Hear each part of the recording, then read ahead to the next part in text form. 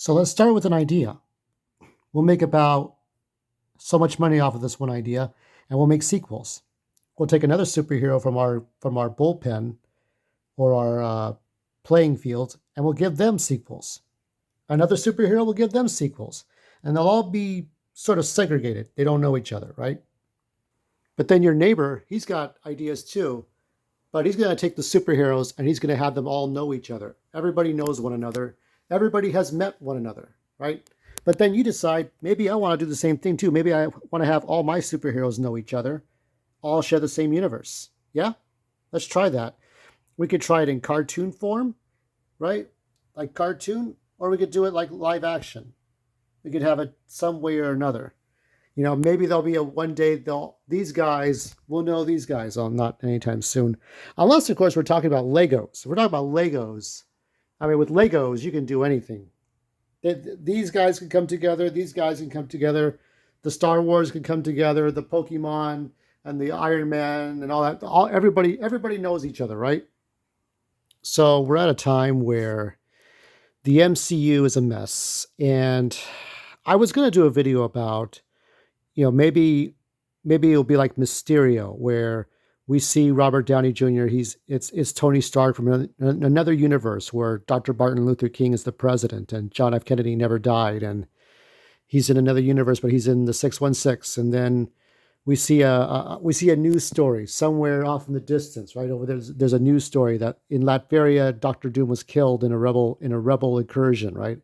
In an insurrection, like just like in Egypt, when they had Hosni Mubarak, they wanted him dead. So in a rebel fight, Doctor Doom is killed, but that's a lie because Doctor Doom is pretending to be Tony Stark, and Tony Stark is lying about being an alternate universe Tony Stark because we're in the multiverse mindset, and the Russo brothers know this, and then they get us to think one way or the other, and it's you could do all this stuff, but it doesn't really matter. And I was gonna do a video about that, but I said it doesn't fucking matter. Now, what you see over there are all my comics. Now, Ultimate Marvel was my doorway in, and I'll just pull out any one of these. I mean, there's Ultimate Spider-Man, right? And Ultimate Spider-Man was my doorway into kind of getting into the Marvel universe because I had 90s stuff before. You go back to 1939, Martin Goodman and then his relative Stan Lee, and then creating the Marvel Age from the 1960s, right? They used to do, okay, so the three main characters in the Marvel Universe when they started out was Captain America, the original Human Torch, which was an android, and Namor, right? The anti-hero. And then they did cowboy love stories when a man meets a woman, Millie the Model, Patsy Walker, right? And you're like, who cares about that, right? But that was Marvel 1950s.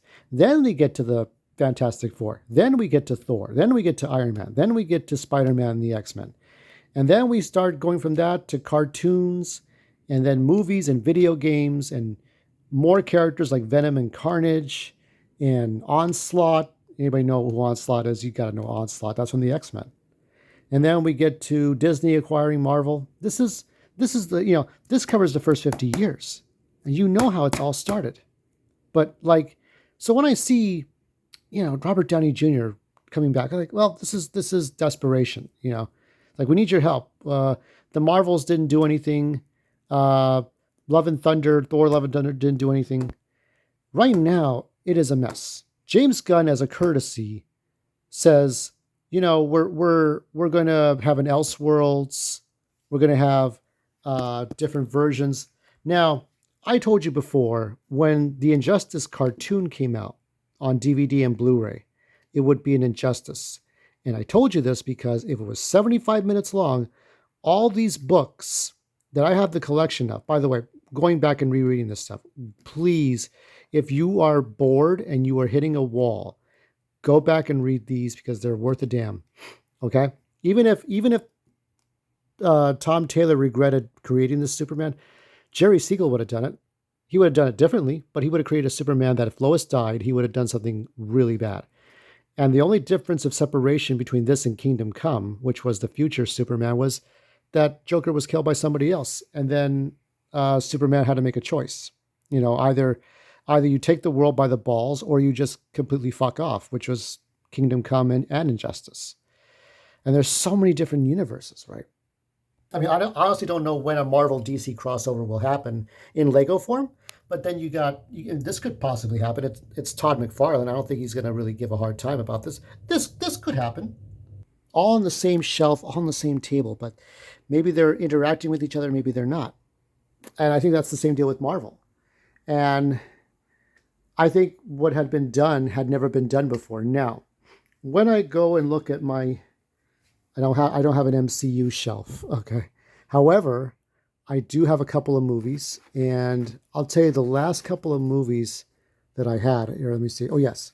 So Spider-Man, No Way Home, and Multiverse of Madness. This to me was like a double feature. You'd watch Spider-Man first, and then you get to Doctor Strange because they both had the same problem, which was the multiverse stuff.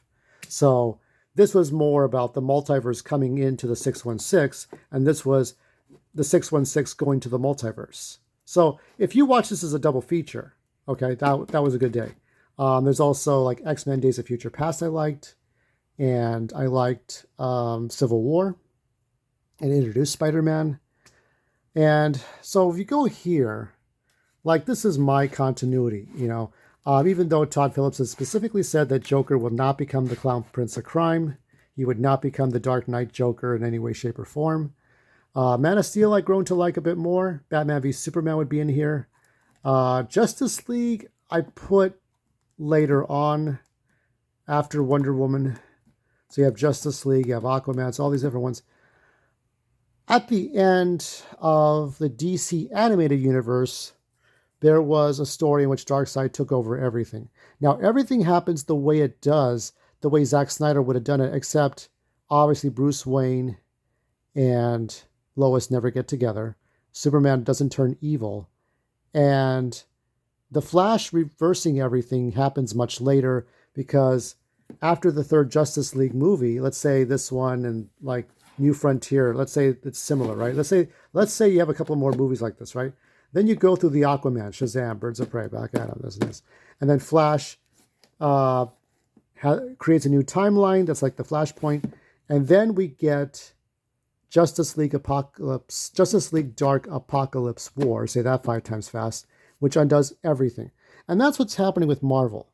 They're trying to do the same thing, but in live action, because now everyone's just copying everyone else. So what's going to happen is you're going to have Doomsday, you're going to have Secret Wars. There's been many YouTubers, and they pointed out, yes, you have the Iron Man colors for the second, let me see how many movies, 1, 2, like 4, we've had 4. So for the 6th Avengers movie, it's in Iron Man colors. For the 5th one, Doomsday, it's in green and gray.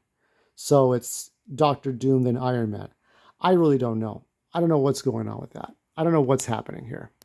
But it's a lot of misdirection. It's a lot of this and that.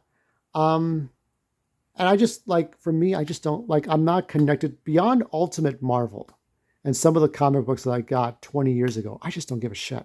Because I've gotten, complete story arcs from the Ultimate Spider-Mans, the Ultimate X-Men, Wolverine's origin story that was written 23 years ago, Captain America's origin story, the Ultimate Fantastic Four,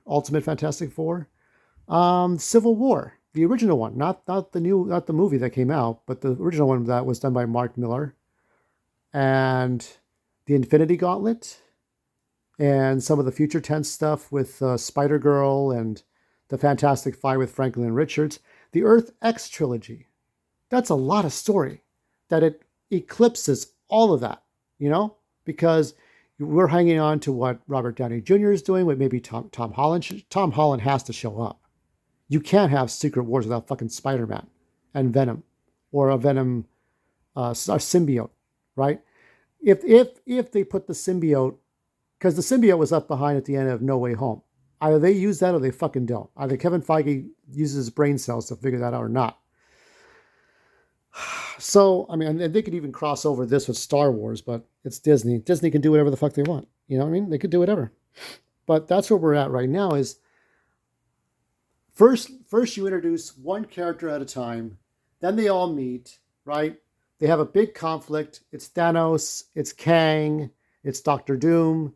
Then we have a few more movies. What do? Oh, let's have one more big major crossover that wipes everything, and now it's gone. Now you don't see it anymore. And then we start over again. Repeat. Now, I've seen people like, we always see Elseworlds, right? There's the what if stories, but for DC Universe, they've done Elseworlds. Like, what if Batman was in the 19th century, right? What if Superman was in the 18th century? I go back to, what was it? Like here, when you look at New Frontier, it's in the McCarthy era. It's in the 1950s. Better dead than red, right? So this is the 1950s Justice League. You could have Adi Sakti Tantimed wrote Justice League Age of Wonder. That took place in the turn of the century, the 1800s to the 1900s. And I think at that point, you'd write trilogies. Okay, here's another universe that's obviously looking different. Batman's in feudal Japan, the Edo period. So we'll just do a trilogy of Batman. That's it, you know? And at some point, you don't even have to do like everybody meets and then we have a crisis and then we wipe, because that's been done to death. It's been done to death in animated movies, and it'll be done to death in the Marvel Universe. You kind of just roll up your eyes. It's like, it's the Groundhog Day effect, right? It's the Groundhog Day effect. You know what's happening. You know why it's happening. You know where it's going. And you just don't care. Because you can count on one hand the number of things. And then they start over. But you can only do that so many times. And then people are just going to get tired. People are just going to get upset. With the first time we saw, I think, anything comic book multiverse. In comic books, it was DC Comics in the 1960s, Crisis of Two Earths, then the Crisis of Infinite Earths in the 80s. But Spider-Man, on television, the last few episodes of Spider-Man, the animated series in 1994, Spider-Man had to go through the multiverse to find the real Mary Jane, because Mary Jane that came back was a Hydro clone or whatever it was. But he had to go and find Mary Jane. So he went with Madam Web, right? Madam Web and Spider-Man together went to go find the real Mary Jane. But they met these other Spider-Men. And we revisited this again with in theaters in Into the Spider-Verse. Then again with Across, and then Beyond will conclude it. So we saw it in cartoon form, and now we're with like movies like The Flash. But of course, yeah, Spider-Man, right? But outside of Spider-Man, The Flash did that. So we're at a point now, it's like, we know what's going on, and there's not that many surprises left. Now, I'm looking forward to Joker 2, right? And I'm looking forward to Sonic the Hedgehog 3. But that's about it. You can count what's happening here. Yes, they're setting up a plot where Iron Man's involved, or Dr. Doom is involved. By the way, I always thought David Oyelowo, who played Dr. King in Selma, right? And he's played other things. He was in Dawn of the Planet of the Apes. He could have played another T'Challa. You know, you would have seen the funeral of T'Challa, and a weapon would have been thrown at the portrait of T'Challa, and everyone's like, "Who dares desecrate this?" And then you see it's Black Panther, but it's not Chadwick, because he's passed away. It's David Oyelowo, who plays an alternate universe. See, do you see? I'm just some dumbass guy, and I've already solved your fucking problem, okay? I've already solved yours, Black Adam there. I've already solved your issue. You know, characters who know characters and things that happen. I know what's going on. I know how these things go. I mean, you just, after a while, it's like Jackie Gleason. You all remember Jackie Gleason, The Honeymooners? He used to say that he could watch sitcoms and he could tell you exactly how they go, how the setup goes, and how it ends. And there's a lot of basic formulas. You know, when these characters walk off, that means the other character is going to walk in. And as this character walks in, this one comes from the right. This one comes from stage right. This one comes from stage left. And as this person's sitting down, this person gets up. Because this other thing in the background needs to happen. After a while, you can kind of just, like, you can kind of figure out what's happening. The only thing we haven't had enough of is, like, how about more of the Marvel Broadway universe, right? I mean, More of the Marvel Broadway universe. Just have all the superheroes go up on Broadway stage and do musicals. Instead of like on a flat screen, it's just all on the stage, okay? Like maybe they all know Hamilton, right? Or the Cats, you know? Or even DC Comics can do this. Even DC Comics could follow suit. Why not? I mean, as one YouTuber said, people are really going into theaters for multiverse stuff. But I mean, after Ninja Turtles and Spider-Man, and it's just, I mean, is Sliders going to come back? You know, if we're just gonna mindlessly like zombies go into the multiverse stuff, I don't know. Anyway, let's look forward to something better than this.